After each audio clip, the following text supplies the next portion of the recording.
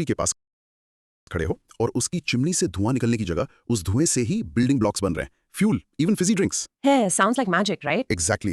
Well this isn't a sci-fi movie दोस्त, this is a real technology जिसके बारे में हम आज बात करेंगे। ये एक जायंट ग्लोबल पजल का एक छोटा सा पीस है, हम क्लाइमेट चेंज से कैसे लड़ें व्हाइल स्टिल ग्रोइंग। सही बात है। So the big question for everyone listening is what's the master plan? India क्या प्रॉमिस कर रहा है, न्यू एज टेक्नोलॉजीज कौन सी हैं और हम सब इसमें कहाँ फिट होते हैं? अगर इन बड़े सवालों के जवाब जानने के लिए तुम एक्साइटेड हो, then here's a small task before we jump in. Hit that subscribe button right now. It's your ticket to staying ahead of the curve. Chalo, let's start this journey. बिल्कुल। Today's mission is to decode the master plan from the sources you've shared.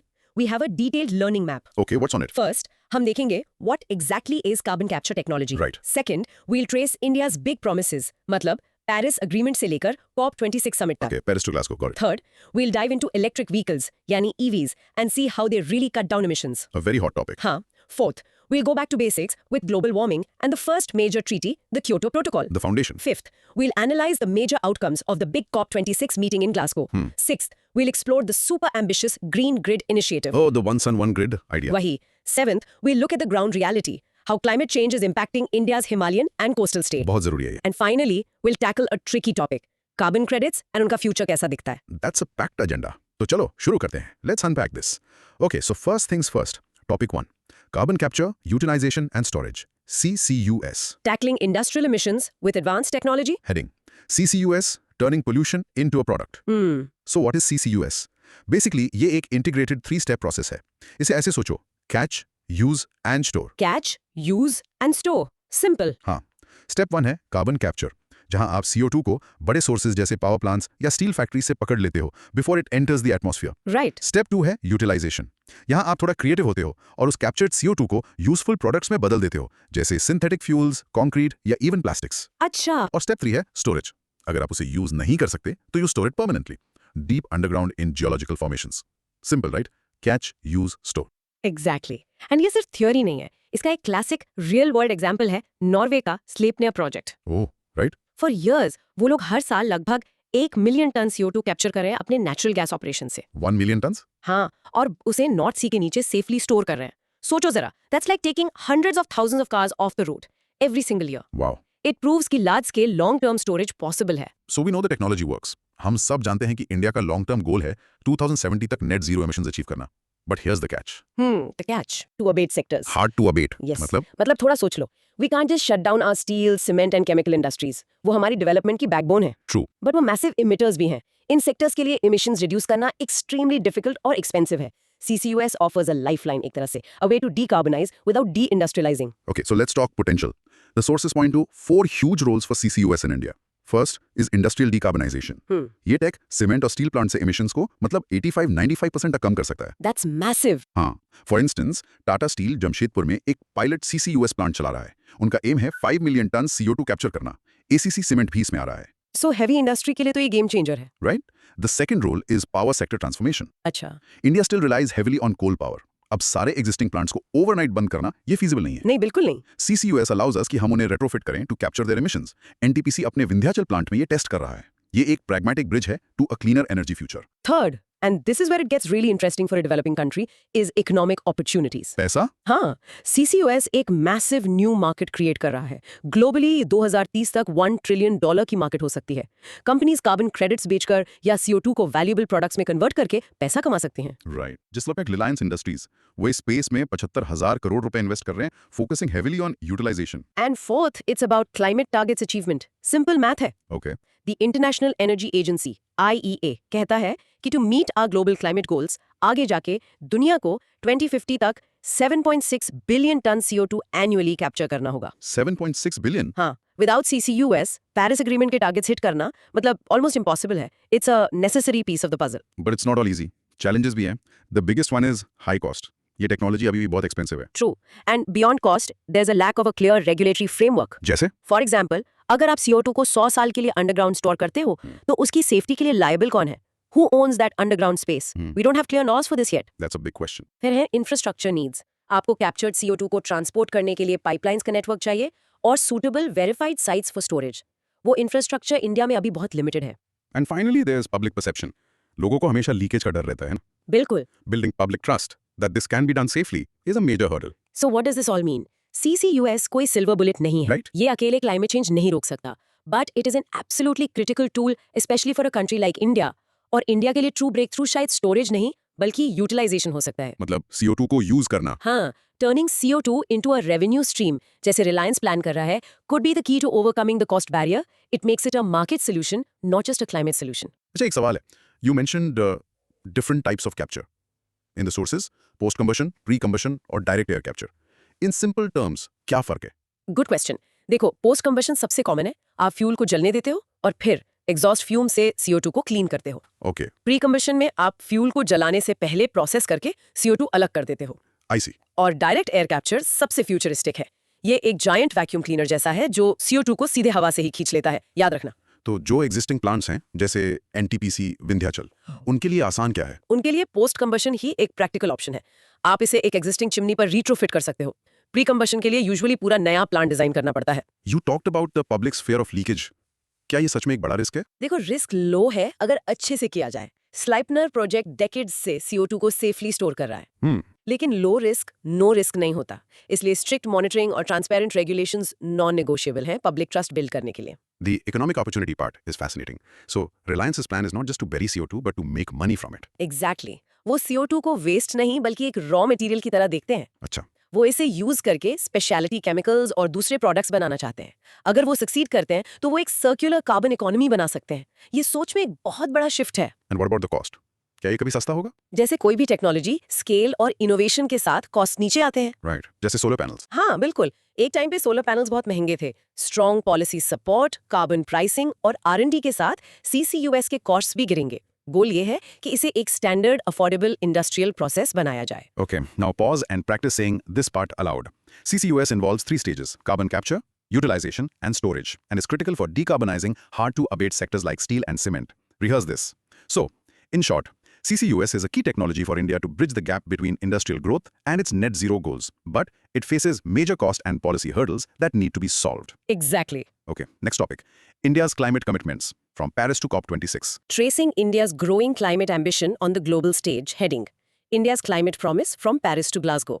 ठीक है, सो climate change की दुनिया में countries promises करती हैं जिनको nationally determined contributions या NDCs कहते हैं, बेसिकली उनकी ऑफिशियल एक्शन प्लान्स। हाँ, इंडिया ने पहले 2015 में पेरिस एग्रीमेंट में कुछ प्रोमिसेस किए, फिर 2021 में ग्लासगो में a big meeting called COP26, India ने दुनिया को सरप्राइज कर दिया by making those promises much stronger. And here's a solid example of that ambition in action. 2015 में इंडिया ने 2030 तक 40% of its electricity capacity non fossil fuel sources से लाने का टारगेट रखा था। राइट। गेस व्हाट, इंडिया ने ये टारगेट 2021 में ही अचीव कर लिया। Wow, 9 years early. A full 9 years ahead of schedule. So that's cool, ना? It shows कि जब इंडिया कमिट करता है, it can deliver ahead of time. India's updated NDCs are a big deal. They signal a shift. India अब सिर्फ एक participant नहीं है ग्लोबल क्लाइमेट टॉक्स में, it's positioning itself as a leader. But a very important but, ये सब अपनी huge developmental priorities को बैलेंस करते हुए हो रहा है। So let's trace this journey. Let's start with the Paris Agreements in 2015. Okay, so 2015 Paris. India ने 3 मेन टारगेट्स टेबल पर रखे थे। First, emissions intensity reduction.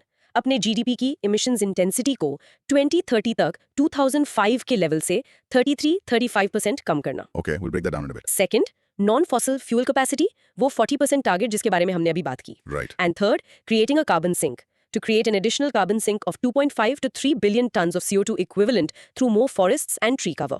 ये इंडिया के ओपनिंग प्रोमिसेस थे। Then came Glasgow in 2021. This is where it gets really interesting.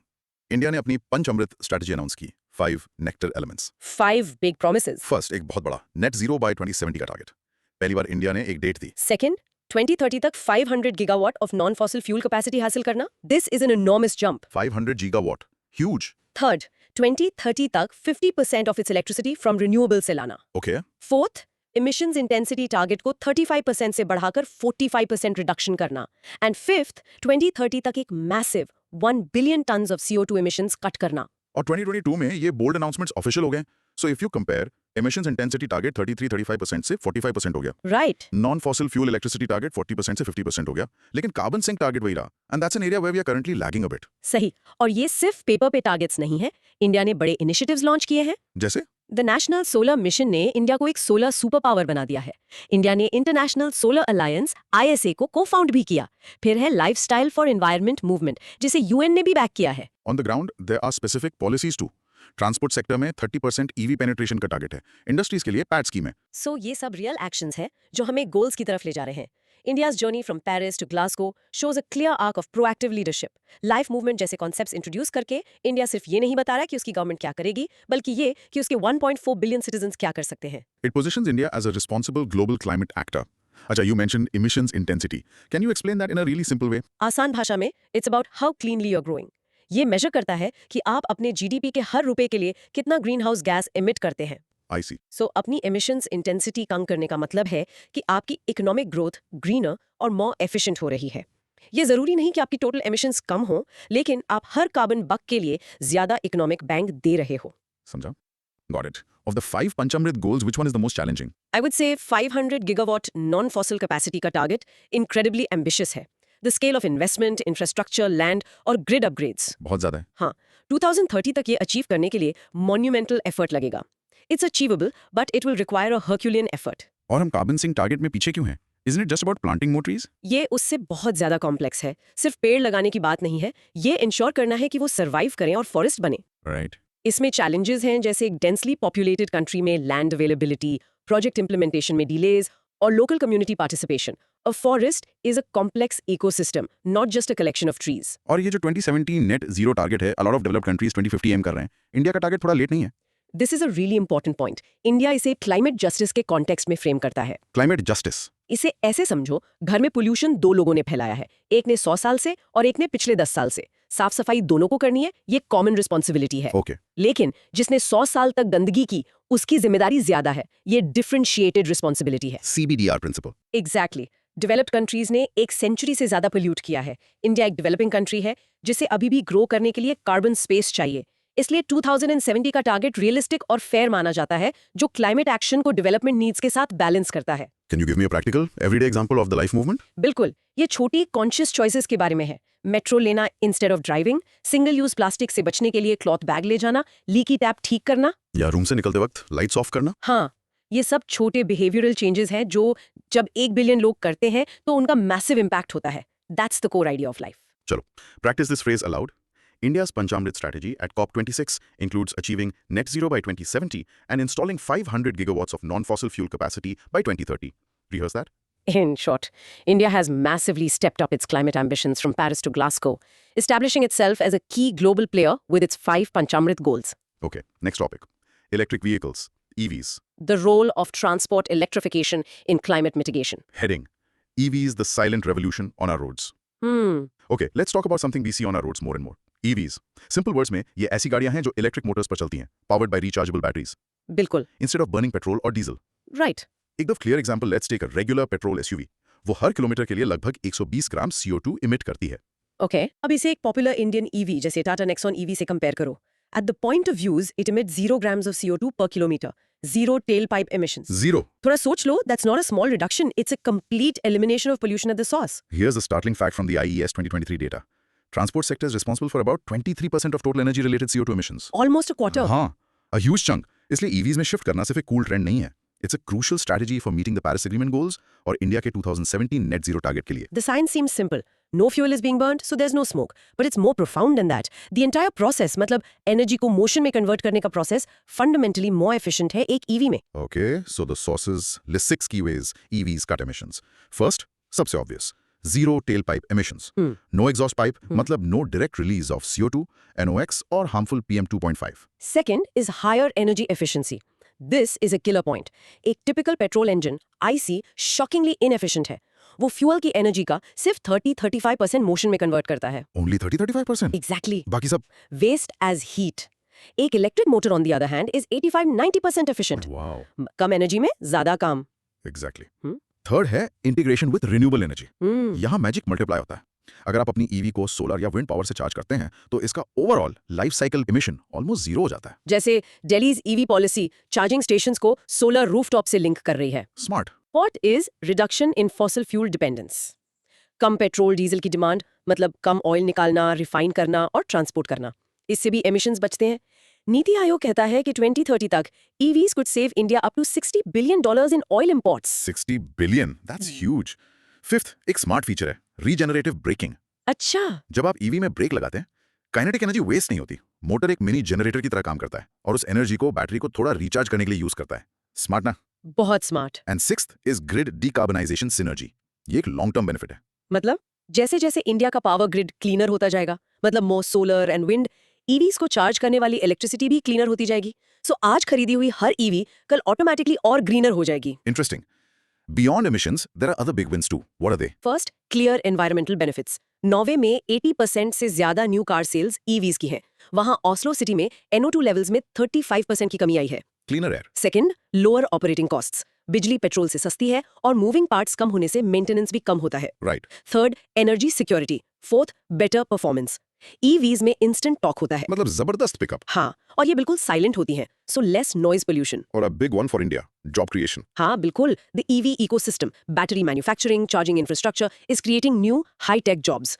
India की PLI scheme for batteries का aim है to create around 60,000 jobs in this sector. So EVs are a major leap forward. हाँ, लेकिन उनका full potential unlock करने के लिए we have to work on 3 things in parallel. First, cleaning up our electricity grid. Second, creating an efficient system for battery recycling. और third, rapidly building out charging infrastructure. अच्छा, you use the term life cycle emissions. What does that actually mean? Great question.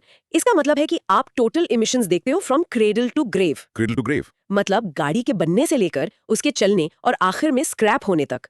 एक EV चलती है तो zero emission है, लेकिन उसकी battery बनाने में और उसको चार्ज करने वाली इलेक्ट्रिसिटी बनाने में इमिशंस हो सकते हैं। तो अगर इलेक्ट्रिसिटी कोयले से बन रही है तो ईवी चलाने का क्या फायदा? फायदा फिर भी है, क्योंकि एक बड़ा पावर प्लांट एक इंडिविजुअल कार इंजन से ज्यादा एफिशिएंट होता है। अच्छा, और ग्रिड धीरे धीरे क्लीन हो रहा है, तो आज थोड़ा फायदा है, कल और ज्यादा होगा। समझ गया। Why is battery recycling so important? 2 बड़े रीजंस हैं।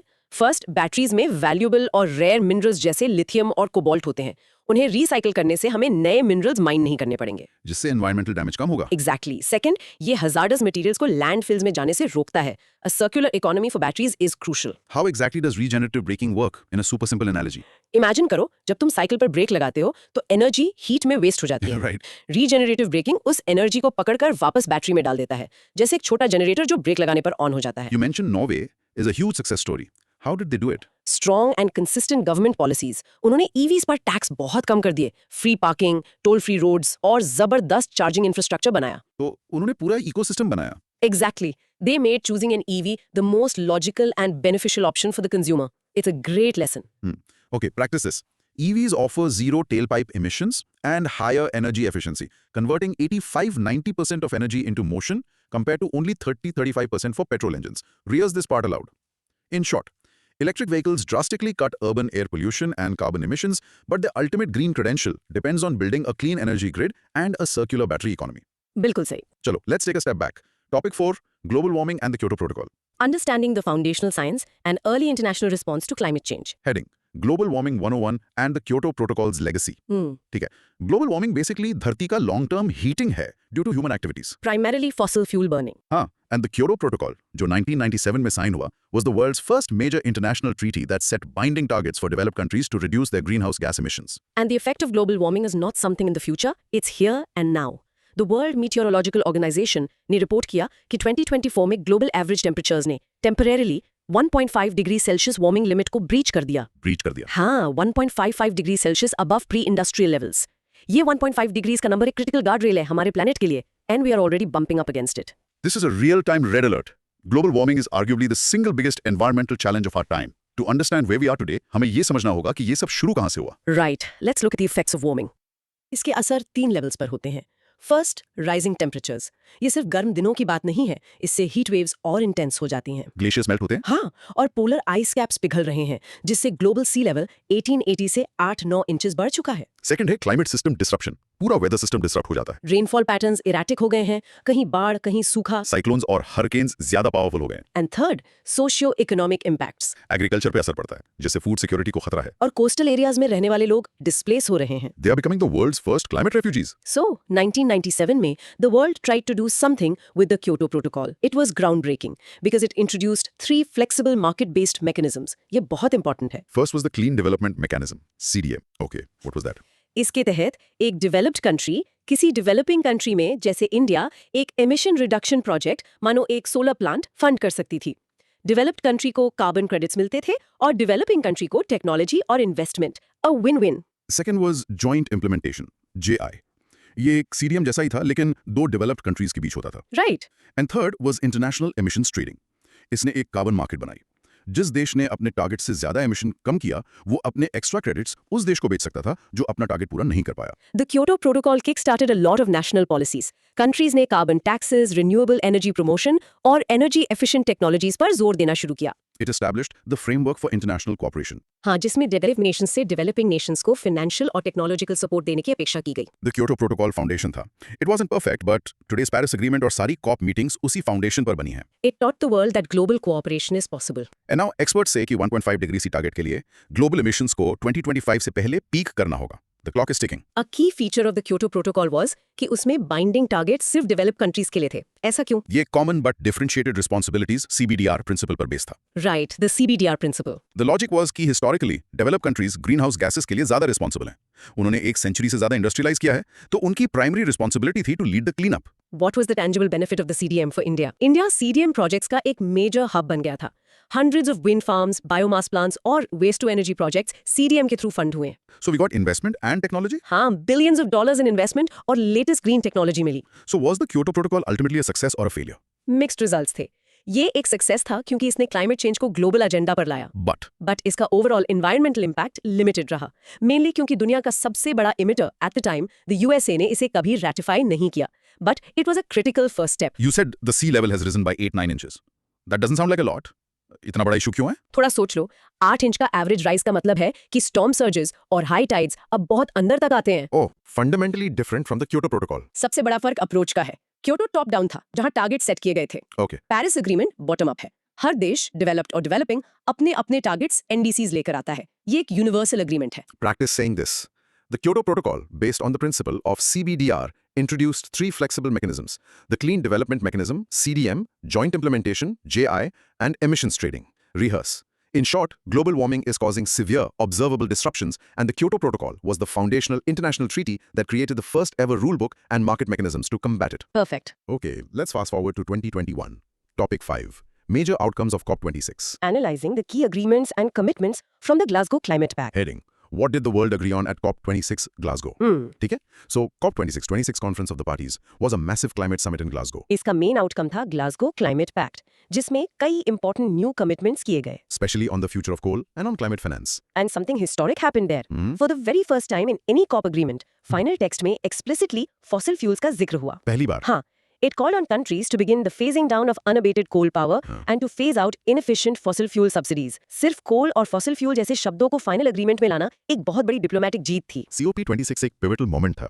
This was also the summit जहां इंडिया ने अपने ambitious पंचामृत pledges announce किए. So let's break down the major global outcomes. The Glasgow Pact had 3 big global commitments. First, जैसा हमने कहा, the language on coal and subsidies. Right. Phase down coal का agreement. Second, strengthening NDCs. सभी देशों से कहा गया कि वो 2022 तक अपने 2030 क्लाइमेट टारगेट्स को और स्ट्रांग बनाएं। To align with the 1.5 degree C goal. Exactly. And third, on climate finance. It urged developed nations to at least double the funding for climate adaptation. Apart from the main pact, several other important side deals भी sign हुए। हाँ, एक था global methane pledge. 100 से ज्यादा देशों ने 2030 तक मीथेन एमिशंस को 30% कम करने का प्लेज लिया। Methane is very important. बहुत। एक और था Glasgow leaders declaration on forests and land use. Deforestation रोकने के लिए। हाँ, 2030 तक डिफॉरेस्टेशन को हॉल्ट एंड रिवर्स करने का डिक्लेरेशन। और सबसे जरूरी, they finally finalise the Paris rule book. Paris Rule Book, what's that? ये पेरिस अग्रीमेंट के लिए डिटेल्ड इंस्ट्रक्शन मैनुअल था, specially regarding carbon markets and transparency rules. ये रूल्स 6 साल से नेगोशिएशंस में अटके हुए थे। So finalizing them was a big step. बहुत बड़ा इसका मतलब था कि अब सभी देशों के लिए एमिशंस रिपोर्ट करने का एक clear single set of standards है। And of course, India made huge headlines at COP26 with its Panchamrit goals. हाँ, we've covered them. Net zero by 2070, 500 GW non-fossil fuel capacity and all the others. उसके साथ ही India ने lifestyle for environment life initiative भी launch किया। और climate finance के लिए $1 trillion की एक स्ट्रॉन्ग डिमांड रखी। So COP26 will definitely global climate action को आगे बढ़ाया। कोल पर लैंग्वेज फेज डाउन थी, फेज आउट नहीं, जिससे कई लोग डिसअपॉइंटेड थे, but it kept the 1.5 degree C goal alive. सही। It strengthened the process and made the whole system more transparent and functional. और इंडिया के बोल्ड कमिटमेंट्स ने उसे की प्लेयर के रूप में एस्टैब्लिश कर दिया। You mentioned the phase down versus phase out debate for coal. ये इतना controversial क्यों था? फेज आउट का मतलब होता है पूरी तरह से खत्म करना। A complete stop. हाँ, फेज डाउन का मतलब है धीरे धीरे कम करना। इंडिया और चाइना जैसे देशों के लिए जिनकी इकोनॉमी अभी भी कोल पर बहुत डिपेंडेंट है, अचानक फेज आउट करना इकोनॉमिकली या सोशली फीजिबल नहीं है। So they argued for a just transition. Exactly What's the real world impact of finalizing the Paris Rulebook? इससे एक लेवल प्लेइंग फील्ड बनता है। अब हर देश को अपने मिशंस को सेम ट्रांसपेरेंट फ्रेमवर्क से रिपोर्ट करना होगा। So you can compare apples to apples. हाँ, और कार्बन मार्केट्स के लिए क्लियर रूल्स बन गए हैं, जिससे बिजनेसेस को इंटरनेशनल प्रोजेक्ट्स में इन्वेस्ट करने का कॉन्फिडेंस मिलेगा। Why is the global methane pledge so important? Isn't CO2 the main problem? CO2 long term problem है, मीथेन शॉर्ट टर्म प्रॉब्लम है।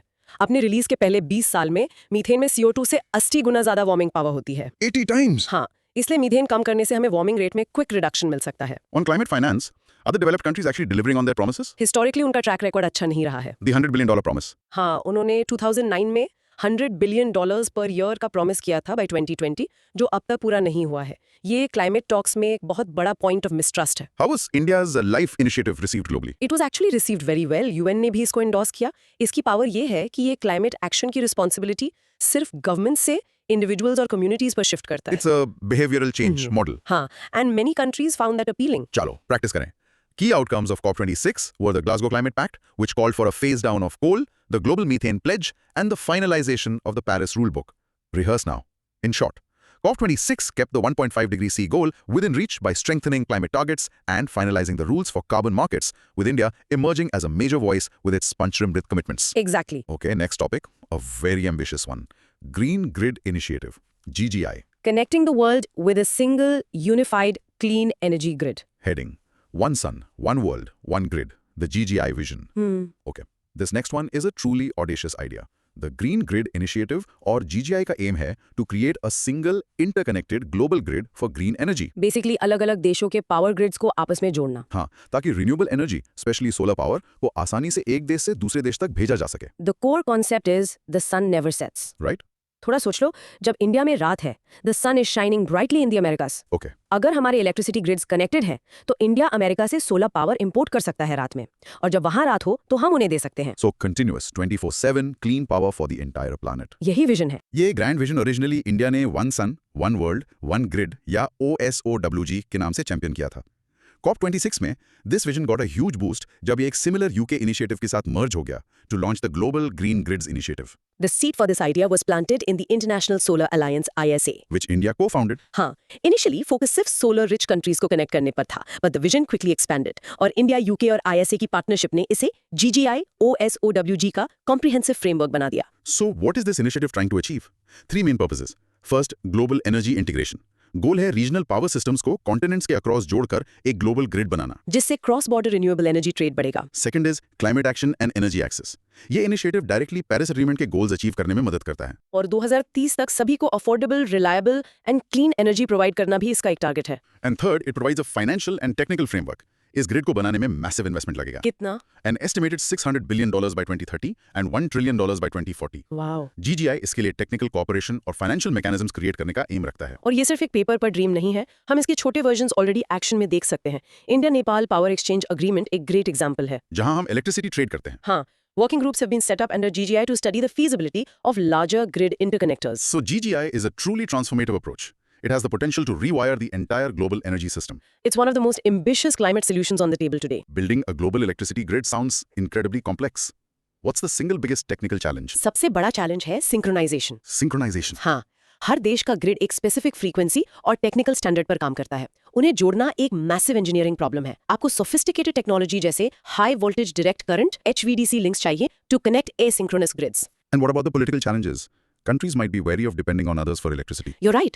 Political challenges शायद टेक्निकल challenges से भी बड़े हैं। Energy security. Exactly. It's a core national security issue.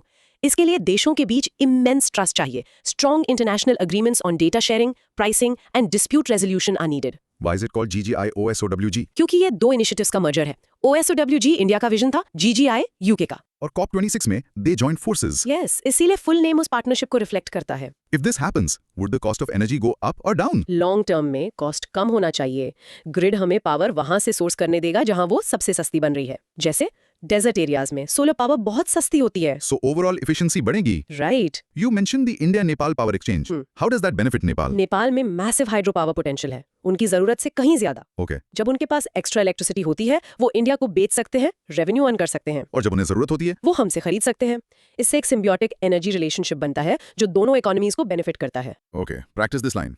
The Green Grids Initiative, or OSOWG, aims to create a globally interconnected grid for a 24/7 supply of renewable energy based on the concept "the sun never sets." Rehearse it. In short, the Green Grids Initiative is an ambitious vision to connect national power grids into a global network, enabling the seamless trade of renewable energy across borders and time zones. Exactly. Let's move to a very serious topic. Topic 7. Climate change impact on India. Examining the regional vulnerabilities of India to climate change. Heading: India on the front line, the Himalayan and coastal crisis. हम जानते हैं कि climate change एक global problem है, लेकिन इसका असर हर जगह अलग होता है। इंडिया की यूनिक ज्योग्राफी के कारण हमारे हिमालयन स्टेट्स और हमारी लॉन्ग कोस्ट लाइन दोनों फ्रंट लाइंस पर हैं। And the data is alarming. एक recent 2024 स्टडी ने असम और जम्मू कश्मीर को इंडिया के मोस्ट वल्नरेबल स्टेट्स में से एक आइडेंटिफाई किया। असम? हाँ। Meanwhile, National Center for Coastal Research (NCCR) कहता है कि इंडिया की 33.6% कोस्ट लाइन इरोजन के खतरे में है। 1/3 of our coastline. हाँ, ये सिर्फ स्टैटिस्टिक्स नहीं है, ये millions of lives and livelihoods हैं जो रिस्क पर हैं। For India, climate change is not a distant threat; it's a clear and present danger. हमारे अपडेटेड एनडीसीज में जो अर्जेंसी है, जैसे 45% इमिशन इंटेंसिटी रिडक्शन का टारगेट, वो इसी रियलिटी का रिस्पॉन्स है। Let's look closely at how different regions are being affected. Broadly, India 4 बड़े इम्पैक्ट्स फेस करता है। First, agricultural vulnerability. The monsoon? हाँ, इरेटिक रेनफॉल से फसल बर्बाद हो रही है। सेकंड, वाटर स्ट्रेस, कहीं बाढ़ कहीं सूखा। Right. थर्ड, बायोडाइवर्सिटी लॉस, हमारे फॉरेस्ट्स, यूनिक इकोसिस्टम्स जैसे सुंदरबन्स और वाइल्ड लाइफ खतरे में है। And fourth, huge economic implications. एक सिंगल क्लाइमेट रिलेटेड डिजास्टर सालों की डेवलपमेंट गेन्स को वाइप आउट कर सकता है। Now let's get specific. First, the Himalayan states. यहाँ प्राइमरी इशू है glacial retreat. The third pole. हाँ, हिमालयन ग्लेशियर्स बहुत तेजी से पिघल रहे हैं। इसका एक स्कैरी 2 फेज इफेक्ट है। शॉर्ट टर्म में इससे ग्लेशियल लेक्स बनते हैं जो बर्स्ट हो सकते हैं, कॉजिंग कैटास्ट्रोफिक फ्लैश फ्लड्स। और लॉन्ग टर्म में? लॉन्ग टर्म में जैसे ग्लेशियर्स श्रिंक होते हैं, हमारी मेजर रिवर्स जैसे गंगा और ब्रह्मपुत्रा में पानी का फ्लो कम हो जाएगा, जिससे वाटर सिक्योरिटी और हाइड्रो पावर जनरेशन पर असर पड़ेगा। हम लैंडस्लाइड्स और क्लाउड बर्स्ट में भी इंक्रीज देख रहे हैं। Now let's look at the coastal states. यहाँ सबसे बड़ा थ्रेट है कोस्टल इरोजन। समुद्र जमीन को काट रहा है। Right. कर्नाटक के दक्षिणा कन्नड़ डिस्ट्रिक्ट में पिछले 30 साल में 48.4% कोस्ट लाइन इरोड हो चुकी है। Almost half. This is directly linked to sea level rise, जो कोस्टल टाउन्स और विलेजेस को सबमर्ज करने का खतरा है। और एक और प्रॉब्लम है, सॉल्ट वाटर इंट्रूशन, मतलब समुद्र का नमकीन पानी अंडरग्राउंड फ्रेश वाटर सोर्सेज में मिल रहा है, जिससे खेती और पीने का पानी खराब हो रहा है। So what is India doing about this? India adaptation पर फोकस कर रहा है। मेन फ्रेमवर्क है national action plan on climate change (NAPCC). NAPCC. हाँ, और इसके अंदर सेवरल मिशंस हैं। ग्रीन इंडिया मिशन जो एफॉरेस्टेशन पर फोकस करता है, और कोस्टल जोन मैनेजमेंट प्लान्स इसी डायरेक्शन में कदम है। So it's crystal clear कि इंडिया एक मेजर क्लाइमेट चेंज हॉटस्पॉट है। हमारे लिए कॉन्वर्सेशन सिर्फ एमिशंस कट करने पर नहीं हो सकती। It has to be equally about building climate resilience. The study you mentioned said Assam is more vulnerable than Sikkim. Why? Vulnerability सिर्फ ज्योग्राफिकल एक्सपोजर पे डिपेंड नहीं करती, ये एक्सपोजर, सेंसिटिविटी और अडेप्टिव कैपेसिटी का कॉम्बिनेशन है। अच्छा। असम में पॉपुलेशन डेंसिटी बहुत हाई है और उसकी इकोनॉमी जैसे टी गार्डन्स क्लाइमेट पर बहुत सेंसिटिव है, इसलिए उसका ओवरऑल वल्नरेबिलिटी स्कोर ज्यादा है। The idea of glaciers causing floods first and then water scarcity later is a bit confusing. Can you explain that again? बिल्कुल, थोड़ा सोच लो। शुरू में जब ग्लेशियर तेजी से पिघलता है तो नदियों में पानी का फ्लो बहुत बढ़ जाता है, जिससे फ्लड्स आते हैं। Okay. लेकिन जब ग्लेशियर बहुत छोटा हो जाता है तो गर्मियों में पिघलने के लिए बर्फ ही नहीं बचती, जिससे नदियां सूखने लगती हैं। It's a cruel paradox. What can be done to stop coastal erosion? कई सॉल्यूशंस हैं, जैसे सी वॉल्स बनाना, but a more natural solution है is to protect and restore mangrove forests. Mangroves as natural barriers. हाँ, वो waves की energy को absorb करते हैं। कंस्ट्रक्शन को कोस्ट लाइन से दूर रेगुलेट करना भी जरूरी है। What are some of the key missions under the NAPCC? NAPCC के अंदर 8 कोर मिशंस हैं, जैसे national solar mission, national mission for a green India, national water mission, etcetera. So it's a sectoral approach. Exactly, her important sector के लिए एक climate action plan है। Who is most affected by saltwater intrusion in coastal areas? सबसे immediate और devastating impact छोटे किसानों पर पड़ता है। उनकी जमीन बंजर हो जाती है। हाँ, और पीने के पानी का सिवियर क्राइसिस क्रिएट होता है। It's a direct blow to their livelihoods and health. Let's practice. India's Himalayan states face risks like glacial retreat and landslides, while its coastal states suffer from sea level rise and saltwater intrusion. Rehearse this. In short, India's diverse geography makes it uniquely vulnerable to a wide range of climate impacts, making building resilience and adaptation a top national priority. बिल्कुल। Okay, our final topic: carbon credits and clean development mechanisms. Evaluating the relevance of market-based mechanisms for India's energy transition. Heading: carbon credits still a good bet for India? Interesting question. So, a carbon credit is basically a tradable certificate that represents the right to emit 1 ton of carbon dioxide. और clean development mechanism Kyoto protocol का system था जिससे developing countries green projects के जरिए ये credits earn कर सकती थी. The big question today is, in credits की ग्लोबल प्राइस क्रैश हो गई है. क्या ये अभी रेलेवेंट है इंडिया के लिए? To understand the price slide, consider this. 2024 में कुछ कार्बन क्रेडिट्स की वैल्यू सिर्फ $4.8 पर टन तक गिर गई. That's nothing. हाँ, इसके बावजूद इंडिया ने एनर्जी कंजर्वेशन एक्ट 2022 पास किया जिससे इंडिया में एक डोमेस्टिक कार्बन मार्केट बनाई जा सकेगी. दिस एक्शन शोज कि India still believes in these market based mechanisms. The topic of carbon credits is super important for India क्योंकि हमें इकोनॉमिक ग्रोथ और एनवायरमेंटल कमिटमेंट्स को बैलेंस करना है. So let's discuss the future of this market. Let's set the context. India की renewable energy capacity तेजी से बढ़ रही है, बट द रियलिटी इज 55% से ज्यादा प्राइमरी एनर्जी अभी भी कोल से आती है. हाँ, इस एनर्जी ट्रांजिशन में टाइम और बहुत पैसा लगेगा. हमें कार्बन मार्केट्स जैसे मैकेनिज्म्स की जरूरत है इस ट्रांजिशन को स्मूदर और मोर इकोनॉमिकली वायबल बनाने के लिए. So why stick with carbon credits despite the price volatility? 3 main reasons. First, economic benefits and market potential. Experts project कर रहे हैं कि ग्लोबल कार्बन मार्केट 2030 तक 7 से $35 बिलियन तक ग्रो कर सकती है. And potentially $250 billion by 2050. हाँ, इंडिया का नया carbon credit trading scheme CCTS इसी अपॉर्चुनिटी को कैप्चर करने के लिए है. Second, are the environmental imperatives. ये मार्केट मैकेनिज्म्स हमें अपने NDC टारगेट्स अचीव करने में मदद करते हैं. जैसे 45% रिडक्शन इन एमिशंस इंटेंसिटी. हाँ, कार्बन पर एक प्राइस लगाकर ये इंडस्ट्रीज को एनर्जी एफिशिएंट बनने के लिए इंसेंटिवाइज करते हैं. And third, technology transfer. CDM जैसे मैकेनिज्म्स इंडिया में क्लीन एनर्जी टेक्नोलॉजी और फाइनेंस लाने में बहुत इफेक्टिव थे. एक नया well functioning international carbon market वही कर सकता है. These mechanisms give India the flexibility to transition away from fossil fuels gradually without putting a sudden brake on economic growth. Exactly ये क्लीन एनर्जी प्रोजेक्ट्स में international investment attract करते हैं और इससे सस्टेनेबल डेवलपमेंट के लिए एक्स्ट्रा रेवेन्यू भी मिलता है. So what's the bottom line? भले ही प्राइस में वॉलेटिलिटी हो, कार्बन मार्केट्स इंडिया के लिए स्ट्रेटेजिकली इंपॉर्टेंट टूल हैं. इसके लिए हमें अपना domestic carbon market infrastructure strong करना होगा CCTS के through. A clear emission reduction target set करने होंगे. हाँ, और कार्बन प्राइसिंग को रिन्यूएबल एनर्जी इनिशिएटिव्स के साथ इंटीग्रेट करना होगा. Why did the value of carbon credits crash so badly in the first place? इसके कई कारण थे. एक तो मार्केट में क्रेडिट्स की ओवर सप्लाई थी. Okay. दूसरा, क्योटो प्रोटोकॉल का पहला कमिटमेंट पीरियड खत्म होने के बाद फ्यूचर को लेकर बहुत अनसर्टेनिटी थी जिससे डिमांड कोलैप्स हो गई. How will India's new domestic carbon market, the CCTS, be different? CCTS India की जरूरतों के हिसाब से टेलर्ड है. इसका प्राइमरी फोकस एनर्जी एफिशिएंसी और एमिशंस इंटेंसिटी कम करने पर होगा एनर्जी इंटेंसिव सेक्टर्स में. Like steel and cement? हाँ, ये एक कैप एंड ट्रेड जैसा सिस्टम होगा. Can an ordinary person like me trade in the CCTS? Initially नहीं, ये डेजिग्नेटेड लार्ज इंडस्ट्रीज के लिए कंप्लायंस मार्केट होगा. So they will trade among themselves. Yes, to meet their government mandated targets. What's the connection between this and something like the National Green Hydrogen Mission? There's a strong synergy. Green hydrogen production एक clean process है, तो hydrogen बनाने वाली companies carbon credits earn कर सकती हैं जिससे उनके लिए प्रोजेक्ट और इकोनॉमिकली वायबल हो जाएगा. ये एक दूसरे को सपोर्ट करते हैं. There's a common criticism that carbon credits are just a license to pollute for rich companies. Is that a fair assessment? ये एक वैलिड क्रिटिसिज्म है अगर सिस्टम अच्छे से डिजाइन ना हो. Okay. इसका कोर पर्पस है एमिशंस कम करने का सबसे सस्ता तरीका ढूंढना. ये उन कंपनीज को रिवॉर्ड करता है जो एमिशंस एफिशिएंटली कम कर सकती हैं. लेकिन इसके लिए स्ट्रिक्ट मॉनिटरिंग, वेरिफिकेशन और रिपोर्टिंग स्टैंडर्ड्स बहुत जरूरी हैं ताकि इसका गलत इस्तेमाल ना हो. Final practice. Despite price volatility, carbon markets like India's new carbon credit trading scheme, CCTS, are seen as crucial for balancing economic growth with emission reduction goals. Rehearse? In short, maintaining and developing carbon market mechanisms is strategically important for financing India's massive energy transition and providing economic incentives to meet our climate targets. बिल्कुल सही. Wow. So that was our deep dive into the complex world of climate change. हमने carbon capture जैसे futuristic take से शुरू किया. फिर हमने देखा कि कैसे इंडिया के क्लाइमेट कमिटमेंट्स पेरिस से ग्लासगो तक स्ट्रांग हुए हैं. हमने इलेक्ट्रिक व्हीकल्स के बेनिफिट्स और ग्लोबल वार्मिंग की साइंस और क्योटो प्रोटोकॉल को समझा. Exactly.